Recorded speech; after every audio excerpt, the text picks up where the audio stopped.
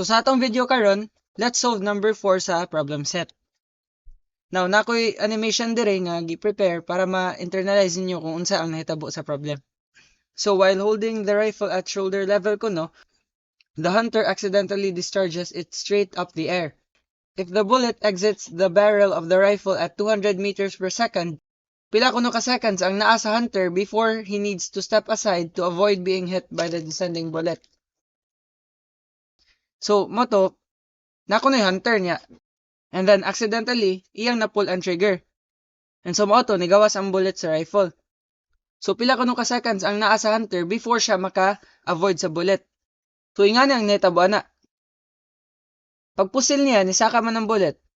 Ingana. And then, nisaka pa dyan siya, hantod na abot siya sa iyang highest point, where ang velocity kay 0. And since 0 na ang velocity diri sa highest point, mo change na ni ang direction. Munaog na ni siya balik. Suminga na siya. Pak. And then, munaog. So muna, kailangan na gid muli kay ang hunter. Or else, maigo siya sa bullet na iyang gi-fire. At the last second. So we can now reduce the question into kani.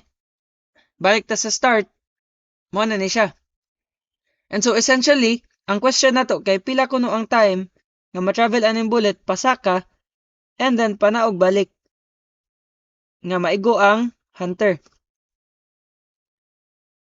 Now, essential na because ang kana nga time mauna siya ang ma-spend sa hunter before siya makalikay sa bullet para di siya maigo.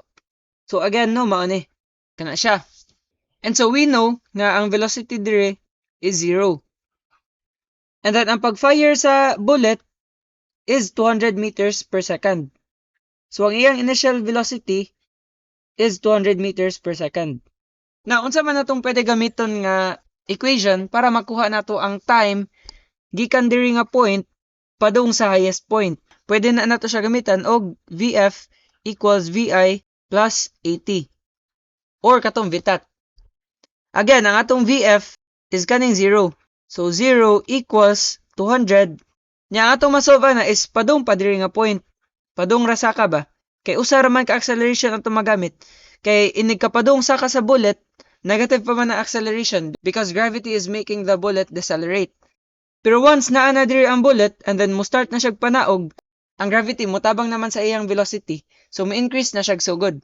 And so that's why ang acceleration inig kapadung ubos ma-plus na. So kanila sa atong i-solve from this point padung sa highest point. Nga pasaka. So may ngani na siya. Minus 9.81 times t. Ang kaning t ang ano na to. And so solving for t, pwede ra ta mag-shift solve sa calculators, pero kani dali ra man ni siya.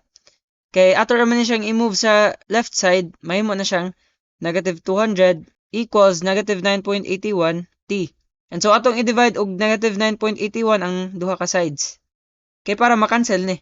Now, negative 200 over negative 9.81 mahimong 20.387 seconds equals t. However, diri ka dapat careful. Ang kani siya nga time is only from this point padung sa highest point. But after ana, manaog pa ba imong bullet? Mo travel siya at this distance. So mo na ato ni siyang i-times 2 ang kani nga time. So ang atong t is 2 times 20.387 which is equal to 40.775 seconds. Mo na ni siya atong answer.